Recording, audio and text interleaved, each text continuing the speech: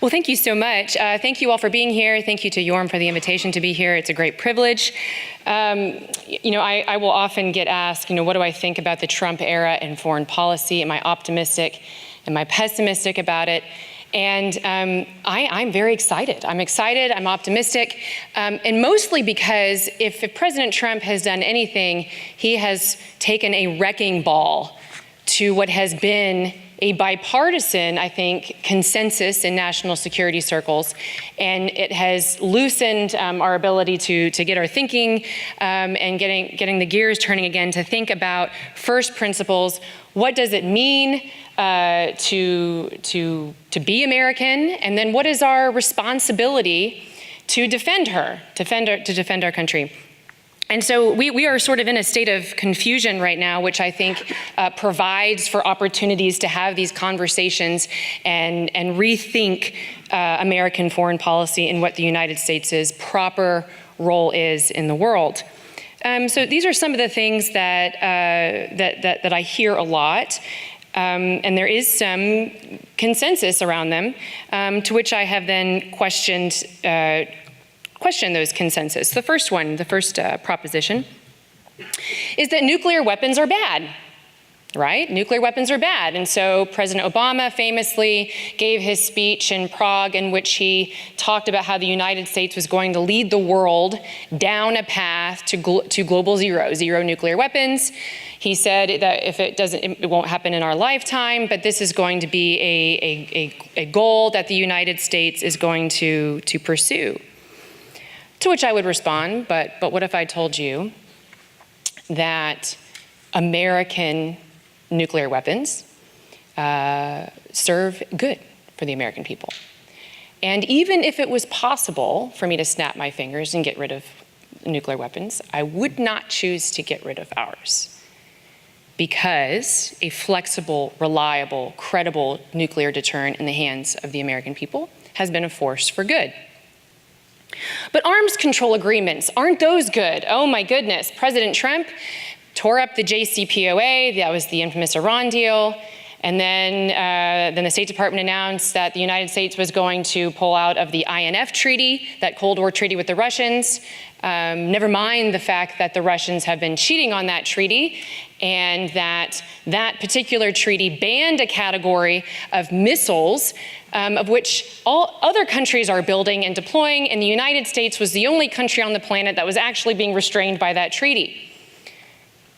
The Chinese, of course, if they were party to that treaty, more than 90% of their entire missile arsenal would be in violation of that treaty. And yet, we're told that President Trump, Ambassador Bolton, Secretary Pompeo, at the time Secretary Mattis, that they were deconstructing the international world order simply for stating the obvious that the United States should not remain party to treaties of which we are the only ones abiding by them. That weakens American sovereignty, weakens the security for the American people. We can keep going. How about support for MBS in Saudi Arabia? He's bad. It is so, this is what the consensus is, that he is bad and Saudi Arabia is bad. And I mean, try having a conversation about the importance of the United States alliance with Saudi Arabia right now without somebody saying, but what about Khashoggi? But what if I told you that our alliance with the Saudis was actually good for stability in the Middle East, and that MBS, for all of his warts, is actually making some promising, small, modest improvements that we should applaud? But what about Palestine? Palestine is, always getting a raw deal, and the big bad Israelis are harsh and mean and cruel. And shouldn't we have a more even-handed approach? To which I would respond, the Israelis are a great ally. They're a great ally. They're defending themselves. I loved that last point. It's so refreshing to know when you start to worry about Iran, and then I hear from analysts inside the Department of Defense say the Israelis can handle that particular problem.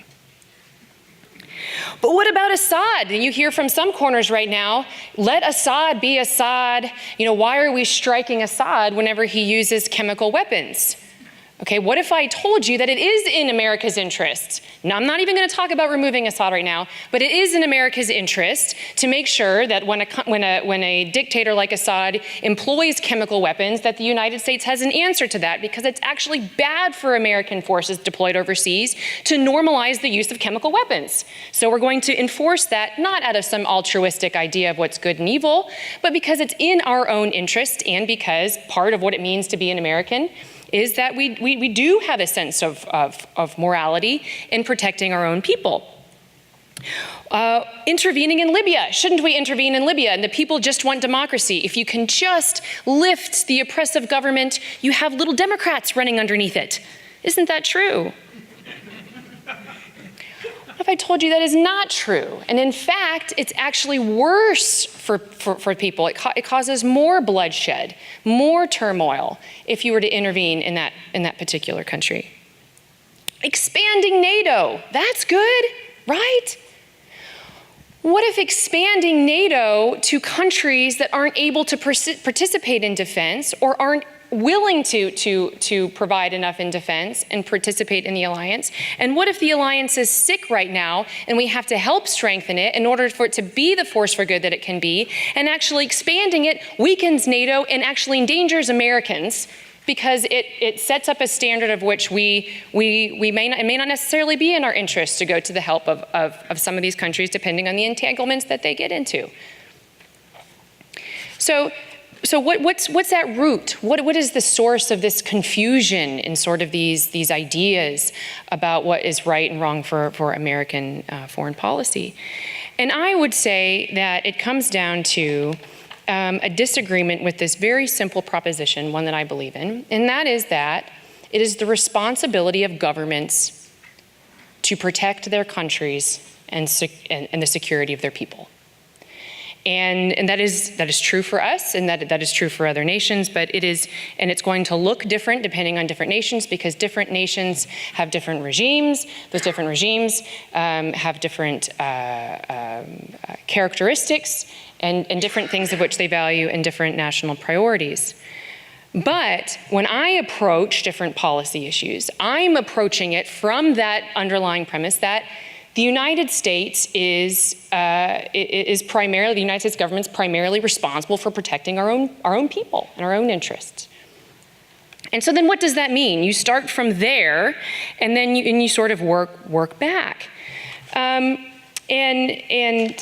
It gives you a couple of some other policy ideas that you can start to think about, some other tools in your toolbox to think about what is right and wrong. For instance, think with me now. Knowing that it is our government's responsibility to protect our own people, some other ideas that used to be sort of commonly understood and are rooted in the founding, and then we've sort of gotten away from that.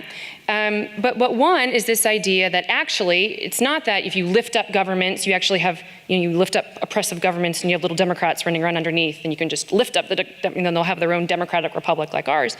That in fact, that's not true, that people are actually little tyrants. Okay, this was something that our founders understood very, very well. And so our own government was constructed with that in mind. Well, if we understand that as Americans, then why then do we approach the world as though the opposite were true? Okay, so you understand that no, in fact, people are actually bad, and they're little tyrants, and they've got different ideas about what they should and shouldn't do. And so governments, even bad governments, are better than no government at all. That chaos is often the worst case scenario. Okay? And then it means that, as Yoram's book so aptly, eloquently states and makes the case, that the order of nation states, as opposed to, on the other end, a supranational government, is the best order of things, of the global order. Now, I would just push back a little bit and say that my own views on nationalism sort of at large would just be that nationalism is a necessary condition, and by nationalism I mean that each nation governs itself, and that we recognize each nation state rather than moving to this international suprastate. But that the United States, it's necessary as the United States thinks about our own country, but not sufficient, because the nature of the regime matters a great deal.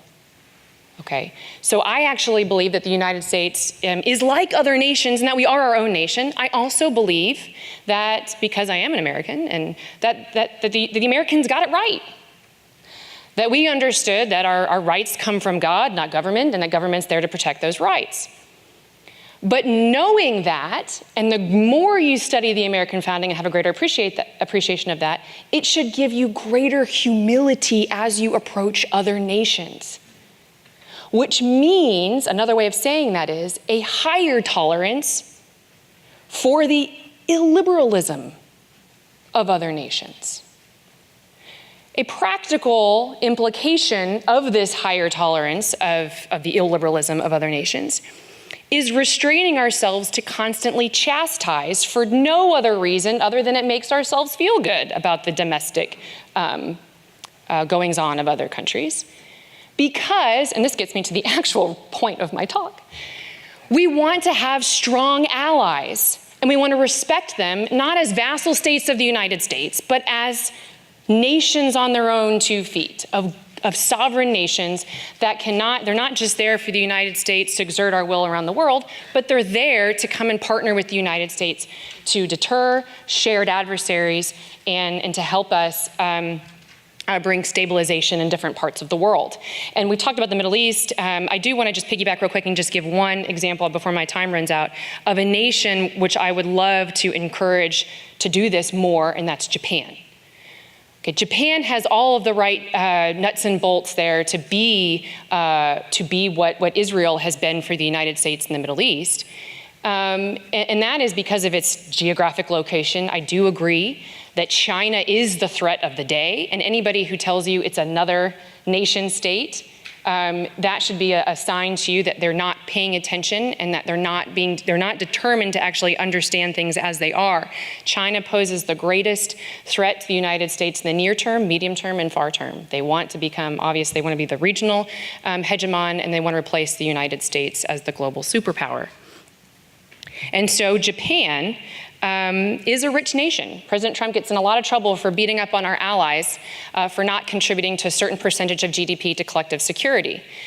The way I look at that, though I understand the president's point, it's like he's branding. When he talks about 2% GDP to NATO allies, it's like that's a very shorthand way of saying something that General Mattis said very well, which is that when he went to NATO, he said, Americans cannot care more for your children's future security than you do.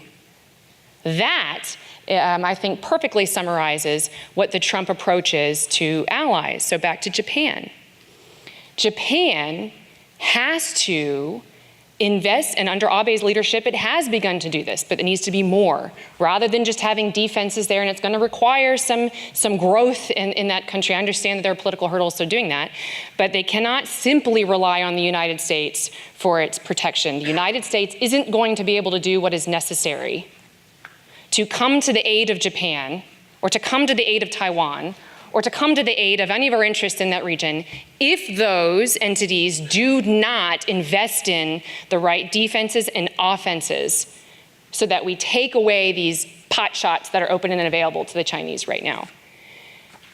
And then in doing so, the United States can come alongside them and can provide great ally cooperation in ensuring that the Indo-Pacific remain an open area for trade that will benefit Americans and our allies in that region. So I would just want to leave it to that, but this can't be something that the United States goes and beats on the Japanese about. This has to be something they come to their own conclusion about and then bring in the United States. The opportunities are so great for the United States to expand and strengthen our alliances to better defend American security, and then in cooperation, that's the security of our allies. Okay.